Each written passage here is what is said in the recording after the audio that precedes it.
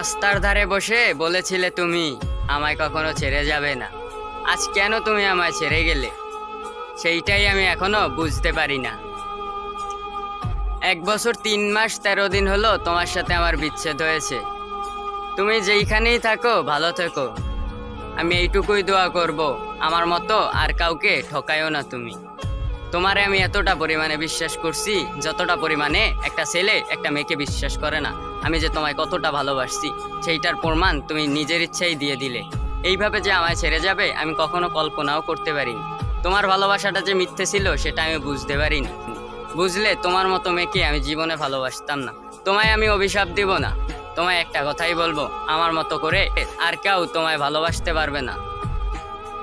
শুধু দুঃখ একটাই আমার জীবনে, তুমি আমায় ছেড়ে গেছো। এইটার জন্য আজও রোজ রাতে আমি কান্না করি।